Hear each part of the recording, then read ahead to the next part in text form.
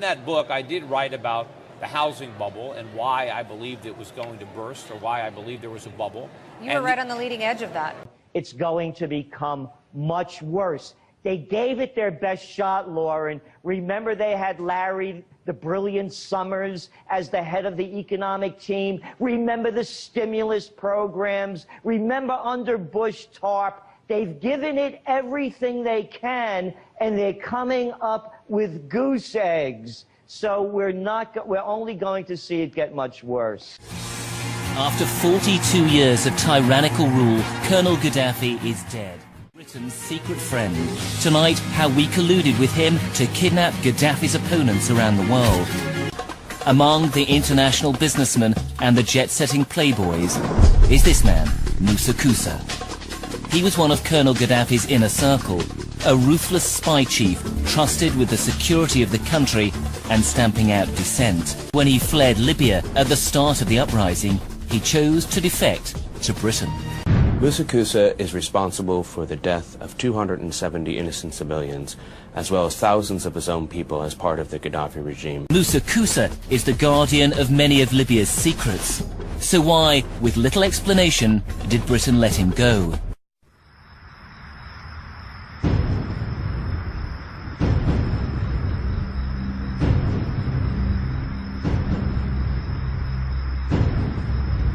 Last week, the head of the country's central bank floated the idea of dumping the greenback as the world's reserve currency, replacing it with an international currency. Thousands of people gathered to hear Barack Obama deliver key foreign policy speech on his current European tour. His vision for America's place in a new world order. After Tripoli fell, his old offices were abandoned and torched, but some documents survived. They exposed Libya's secret relationship with the UK in a series of letters between Moussa Koussa and MI6. These documents are absolutely extraordinary. They show the real detail of the secret relationship between Britain and America and Gaddafi's police state. And what really is amazing is the tone of them, the friendliness. They're cosy and smug at some stages. And tonight, we can show that Britain's friend Moussa Koussa was attached to the bloodiest massacre of Gaddafi's regime. When we searched former intelligence offices bombed out by NATO, we managed to salvage some of the regime's surveillance tapes.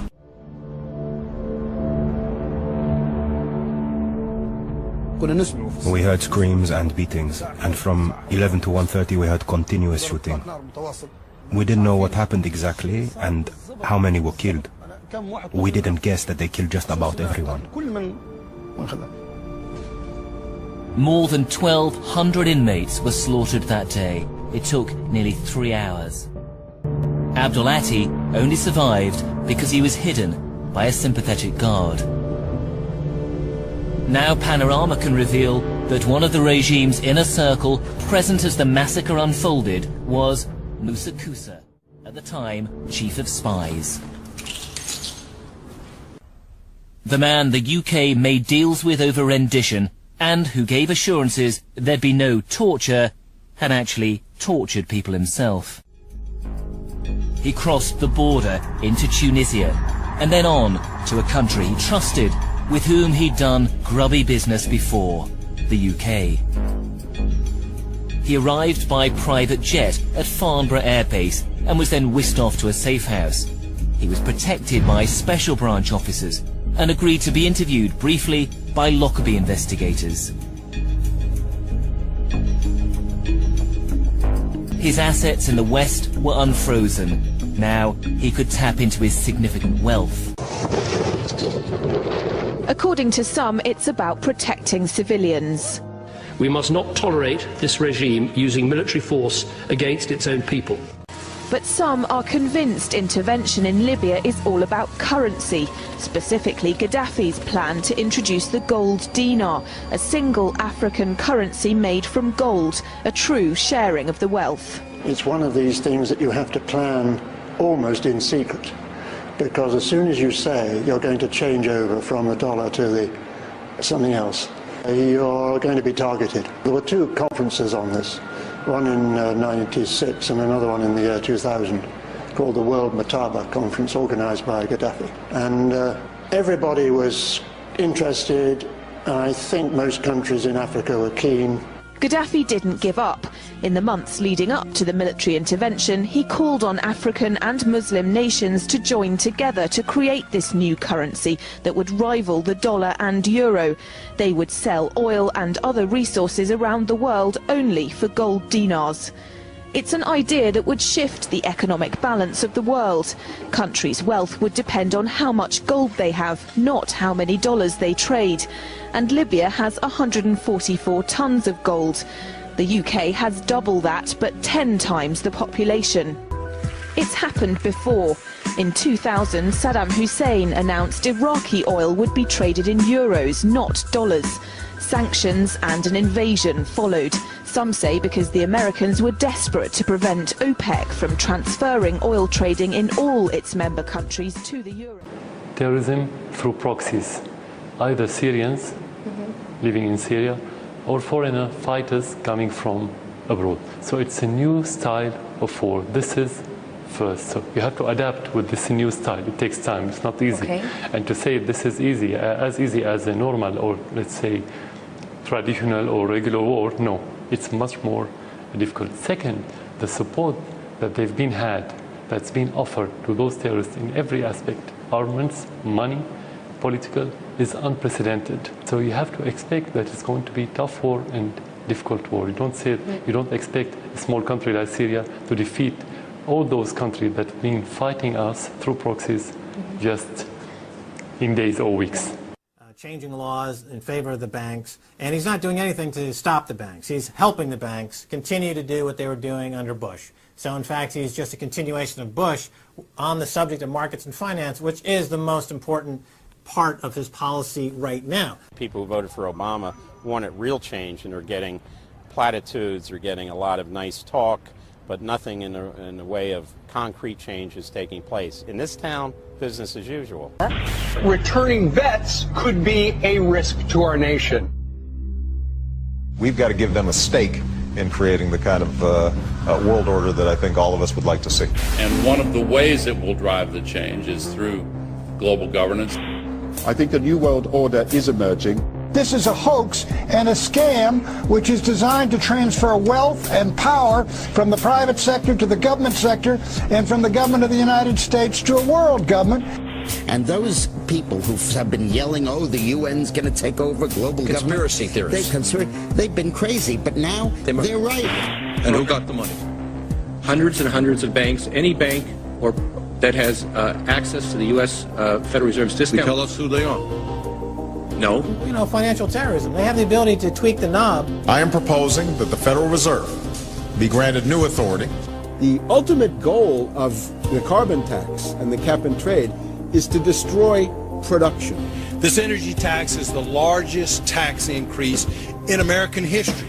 We're actually creating a global warming police. So number one, they can come in, the federal government can come in and inspect your house and send you the bill. We're setting up a global warming Gestapo. One of the things that if you talk to our generals, they are desperate for is a civilian counterpart to our military forces. President Obama today proposed something new, something called prolonged detention. Pre-crime is where people are arrested and incarcerated to prevent crimes that they have not yet committed. You know, a very sharp guy, very smooth, knows exactly what he's doing. For that reason, far more dangerous than Bush. Make a prediction, because a lot of people are saying that QE3 is coming next month. Do you predict we're going to see that? You know, I don't know if they're going to call it QE3 or some other kind of scheme, but they have to do something to keep pumping money into the system. Look, Lauren, we found out because of the reporting that went on, we just found out 2 years ago that the Federal Reserve was pumping what, 1.2 trillion into the banks around the world that we didn't know about. They're going to do something, and that's why gold prices are going up. Well, look, we know that that Washington is talking about more austerity measures, the same kind of austerity measures that are racking through Europe as well. What does that mean? it means more cutbacks. So at a time when the economy is already slowing down, they created, as you pointed out, 0 jobs. So what it shows us is that at a time when things are slowing down, it's going to become much worse.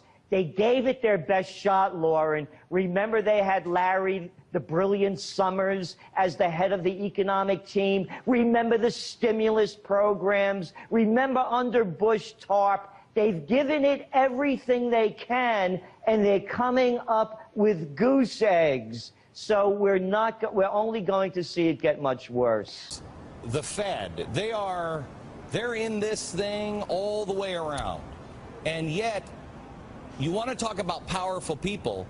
You've got a majority of congressmen that are willing to say, we need to open up the books of the Fed. You can't even get this thing brought to the floor now. Why is that? They're not going to give up. They're going to move all these shenanigans over to the IMF. They're going to have a world organization. So the powerful elite then will have a world currency. That's what they're being planning for right now. So we as a people really have to wake up. My effort is exposing the Fed, opening up the books. The American people want it, and we have both Republicans and Democrats demanding it. But you made the right point. How are we going to get the leadership to do what the American people are demanding? How much time do we have, Ron? Which means the next shoe is the crisis in the dollar, the value of the dollar, not just the financial system. Okay. We will see high inflation rates soon. Okay. Congressman Ron Paul, thank you very much, sir.